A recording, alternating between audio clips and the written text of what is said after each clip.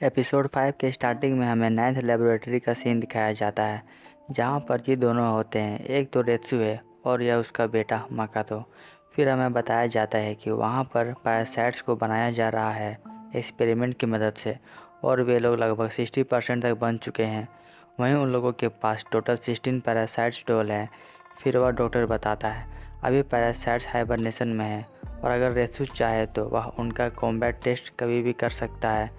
तब रेत्सु कहता है वह जल्दबाजी नहीं करेगा, वैसे भी ये पैरासाइट्स अभी पूरे तैयार नहीं हुए हैं। और बताता है आने वाले समय में नैन स्कूल कंपटीशन होने वाला है, और रेत्सु चाहता है कि वह इन पैरासाइट्स को उसमें टेस्ट करेगा, वैसे भी ये अभी तैयार नहीं हुआ है। तब तक के लिए ये रेडी भी हो जाएगा, और उस मैच के दौरान वे लोग उन पैरासाइट से प्रोग्रामिंग वाला स्पेल कराएंगे ताकि किसी भी स्टूडेंट्स को घातक चोट ना लगे, और इसे टेस्ट करने का यही टाइम बेस्ट होगा। अगले सीन में हमें इस व्यक्ति को दिखाया जाता है। इसका नाम मिनोरू होता है। असल में ये रेत्सु का ग्रैंडसन है, और उस वक्त मिनोरू का तबीयत खराब होता है। रेत्सु उसे देखने आता है कि वह कैसा है। फिर मिनोरू खांसने लगता है। तब रेत्सु उसे आराम करने को कहता है और बताता है उसे चिंता करने की कोई ज़रूरत नहीं है। इसी बीच हमें बताया जाता है कि मिनोरू की तबीयत खराब होने के कारण उसने कई सारे क्लासेस नहीं लिए, और रेत्सु उसे मोटिवेट करते हुए कहता है तुम्हारा पावर तुम्हारे बाकी साथियों से बेहतर है, और कोई भी तुम्हारे सामने नहीं टिक सकता। वहीं बात करें नैन स्कूल कंपटीशन वालों की, तो उनमें से किसी में भी दम नहीं है तुम्हें हराने की। यह सुनकर मिनोरू कहता है काश मैं उसमें भाग ले सकता। यह सुनकर रेत्सु मुंह बनाने लगता है। तब मिनोरू उसे समझाता है चलो कोई बात नहीं कि उसने नैन स्कूल कंपटीशन में भाग नहीं लिया, लेकिन आगे ऐसे और भी कंपटीशन आने वाले हैं, और वह अपना एबिलिटी उनमें टेस्ट कर सकता है। तब रेत्सु कहता है तुमने सही कहा। फिर वह रूम से बाहर जाने लगता है। उस वक्त रेत्सु सोच रहा होता है हमें इसे रोकना होगा, क्योंकि ये जादूगर से हथियारों में बदल रहा है, और वह नहीं चाहता कि और भी व्यक्ति आए मिनोरू के जैसे। स्कूल का सीन दिखाया जाता है। तात्सुया और मियुकी बात करते हुए जा रहे होते हैं। स्कूल कंपटीशन अगले महीने है, और इस साल के लिए अजुसा बहुत उत्सुक है। साथ ही उसने दूसरे स्कूल के बेस्ट प्लेयर्स का इन्फॉर्मेशन कलेक्ट किया है ताकि उन्हें हरा सके। वहीं अजुसा ने अपने स्कूल के प्लेयर्स को भी चुन लिया है कि वे किस किस इवेंट्स में भाग लेंगे। वह जीतने के लिए कुछ भी कर सकती है, जादू टोना भी। तात्सुया कहता है सही में मुझे यह सुनकर हैरानी हुई। इसके बाद वे लोग अजुसा के पास जाते हैं।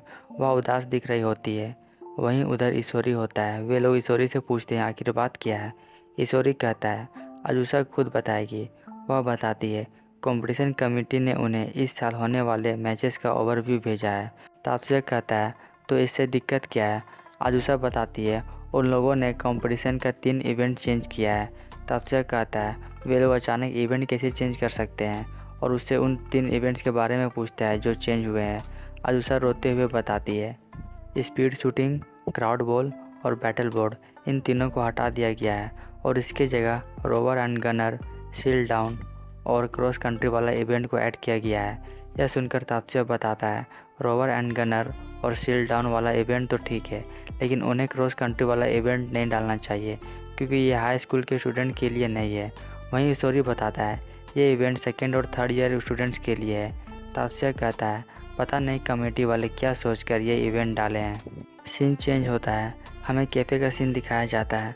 सभी लोग साथ में बैठे होते हैं। तब शिजुको तात्सुया से पूछती है क्या ये बात सच है कि उन्होंने नैन स्कूल कंपटीशन का इवेंट चेंज कर दिया है, और यह भी पूछती है कि वे लोग कौन कौन से इवेंट्स को ऐड किए हैं। तात्सुया बताता है उसमें 3 नए इवेंट्स डाले गए हैं। पहला इवेंट रोवर एंड गनर, जिसमें 2 लोग जोड़ी बनाकर खेलेंगे। एक व्यक्ति बोर्ड को ऑपरेट करेगा, वहीं दूसरा व्यक्ति टारगेट को शूट करेगा। दूसरा इवेंट शील्ड डाउन, जिसमें एक व्यक्ति शील्ड के साथ अपने ओपोनेंट से फाइट करेगा, और वही व्यक्ति विजेता बनेगा जो अपने ओपोनेंट का शील्ड तोड़ दे, छीन ले या फिर उसे रिंग से बाहर निकाल दे।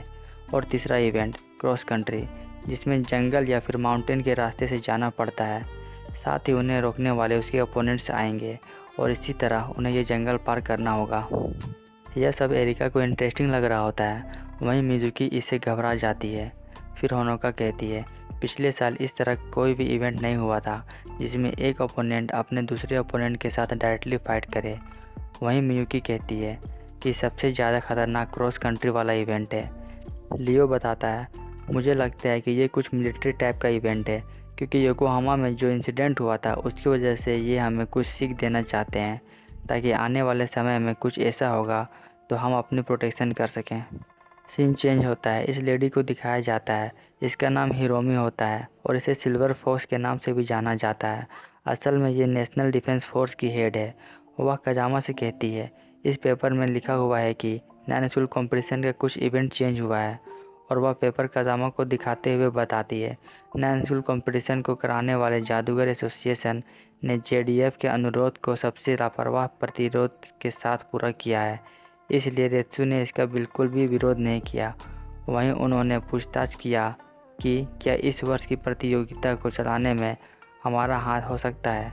तब कजामा बताता है, उन्होंने पूछताछ किया, ऑर्डर नहीं किया। फिर हिरोमी बताती है, उन्होंने कहा हमें इस बात पर विचार करना होगा कि उन्होंने इसे तुरंत मेरे ध्यान में क्यों लाया।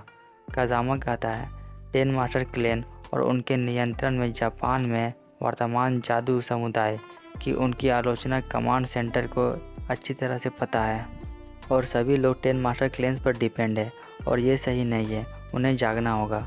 हिरोमी कहती है, मैं इस पूछताछ का सकारात्मक आंसर देना चाहती हूँ। असल में हिरोमी अपना मैजिक बटालियन को यूज़ नहीं करेगी, वह कजामा के बटालियन को यूज़ करेगी इस कंपटीशन में, और इस बात को कजामा भी पूरी अच्छी तरह समझ लेता है। फिर वे लोग वापस अपने डिस्कशन चालू करते हैं। कुडो ने परिवर्तन का विरोध नहीं किया, बल्कि उन्होंने वास्तव में इसके लिए दबाव डाला है, और ये सब हिरोमी को बताया जाता है। फिर बताती है, उन्होंने फ्रांस कंट्री इवेंट में विशेष रूप से गहरी रुचि दिखाई। यह कुडो का आदेश था कि सभी खिलाड़ी भाग लें, ना ही केवल प्रत्येक स्कूल के प्रतिनिधि। और इस सब से यह पता नहीं चलता है कि कुडो चाहता क्या है, और इसी को तहकीकात करते हुए हिरोमी चाहती है कि काजामा फूजी पर भी ध्यान दे। वहीं दूसरी ओर गोंजिन अपने बॉस से बात करता है। उसका बॉस बताता है कि जापान के मिलिट्री के लोग नए वेपन का एक्सपेरिमेंट कर रहे हैं, और उसका टेस्ट 9 स्कूल कंपटीशन में कराया जाएगा, और इसे वे लोग पी वेपन के नाम से पुकारते हैं। देखने में ऐसा लग रहा है मानो वे लोग पैरासाइट को इंस्टॉल करके उसका पावर यूटिलाइज करेंगे।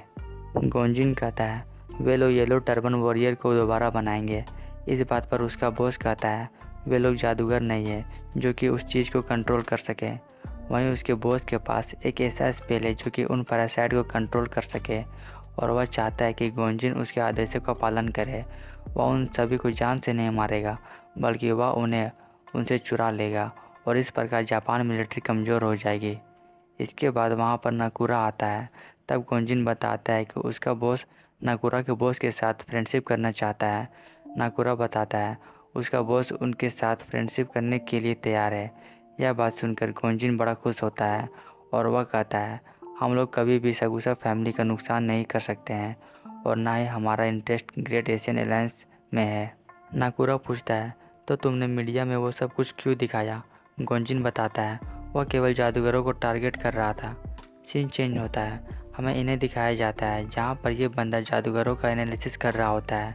इसके बाद तात्सुया और मियुकी वहाँ से बाहर निकलते हैं। तब हमें पता चलता है कि वहाँ पर तात्सुया का भी चेकअप हुआ था, यानी कि तात्सुया अपने CAD को पूरे अच्छे तरीके से कंट्रोल कर सकता है, और इस बात पर मियुकी उसे बधाई दे रही होती है।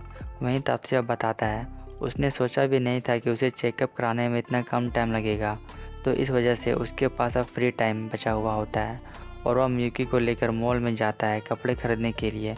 उधर मियुकी अपना ड्रेस चूज़ कर रही होती है, और तात्सुया बगल में खड़ा होकर उसका इंतज़ार कर रहा होता है। इसके बाद मियुकी को एक ड्रेस पसंद आती है, तो वह ड्रेसिंग रूम में चली जाती है उसे टेस्ट करने के लिए। वहीं तात्सुया उसका बाहर वेट कर रहा होता है। वह देखता है कि वहाँ पर चारों तरफ केवल लड़कियों का ड्रेस है, तो वह वहाँ से बाहर जाने का मूड बनाता है। तात्सुया वहाँ से बाहर जा ही रहा होता है कि उसे रास्ते में काजुमी मिलती है। वह तात्सुया से कहती है, भला तुम लड़कियों के चेंजिंग रूम में क्या कर रहे हो। तब इजुमी उससे कहती है, ऐसा मत कहो, ये फिटिंग रूम है।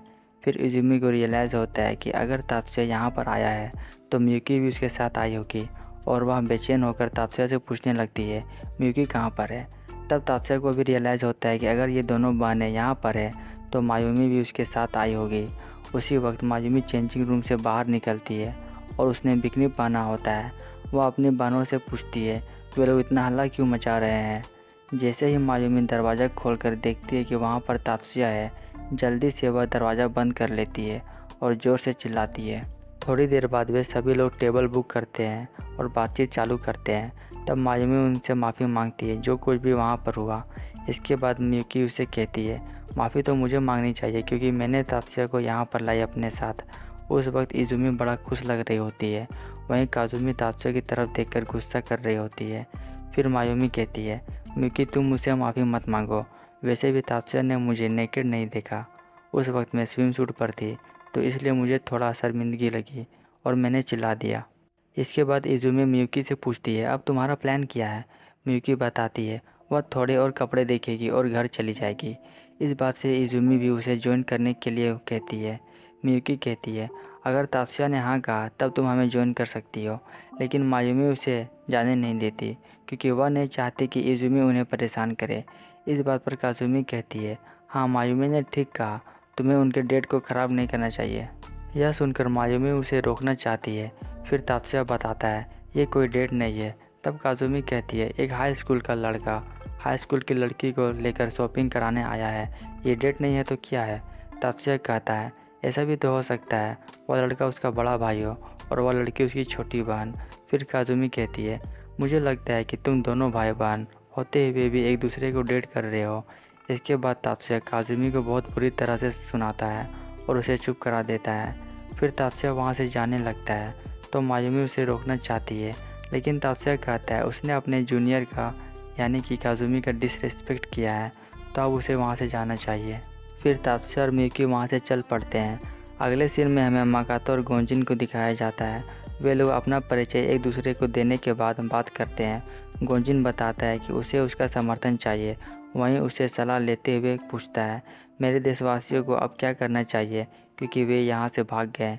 और बताता है वह महाद्वीपों से 3 जादूगरों को ले आएगा क्योंकि उन सभी के पास ज़बरदस्त स्किल है।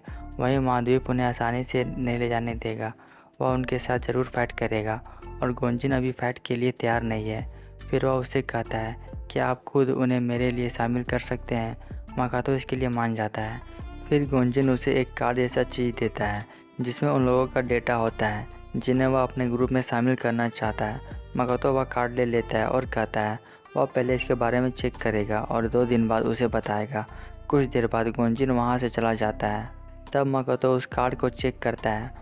उसे पता चलता है कि ये तीनों लोग येलो टर्बन वॉरियर हैं और गोंजिन उन्हें पैरासाइट में बदलना चाहता है। इसके बाद वह अपने चीफ सिक्योरिटी को कॉल करता है और गोंजिन के नाम को रिसर्च फैकल्टी से डिलीट करने को कहता है। असल में माकोतो को उसका मकसद पता चल जाता है और वह उस कार्ड को तोड़ देता है। इसके बाद हमें कुची को दिखाया जाता है। वह नकुरा से पूछता है गोंजिन ने क्या कहा। नकुरा बताता है वह उसके लिए मान गया, साथ ही उसने माकोतो से बात भी किया है। फिर नकुरा बताता है वे लोग एक दूसरे से इसलिए मिले थे क्योंकि वे लोग पैरासाइट का परफॉर्मेंस टेस्ट करना चाहते हैं जो कि 9 स्कूल कंपटीशन में होगा। वह जादूगरों को नहीं मार पाएंगे, वह केवल उन्हें चोट पहुंचा सकेंगे क्योंकि उनमें एक स्पेल डाला गया है। इसके बाद नकुरा पूछता है क्या हम इसके बारे में कुछ नहीं करेंगे। कुची बताता है पैरासाइट का टेस्ट क्रॉस कंट्री वाले इवेंट में होगा और इसमें फर्स्ट ईयर के स्टूडेंट्स पार्टिसिपेट करेंगे तो हमें चिंता करने की कोई ज़रूरत नहीं है। फिर नकुरा कहता है तो आप कह रहे हैं कि यह तब तक ठीक है जब तक आपके परिवार को चोट ना पहुंचे। इस बात पर कुची कहता है भला मैं इसके बारे में क्यों चिंता करूं क्योंकि इस बार JDF ने अपना भला कदम उठाया है। फिर कहता है ये पैरासाइट टेस्ट जादूगरों को लड़ाकू मशीनों से बदलने की चाल है जो कि पैट्रियार्क चल रहा है। और कोची अंत में कहता है अगर हम उनकी योजना में 1 या 2 प्लॉट को चेंज करेंगे तो इसमें क्या फ़र्क पड़ेगा, शायद माकोतो इस जाल में फंस जाए। इसी के साथ यह एपिसोड यहीं पे ख़त्म हो जाता है। अगर वीडियो अच्छा लगे तो लाइक शेयर और सब्सक्राइब कर देना। मिलते हैं नेक्स्ट एपिसोड में।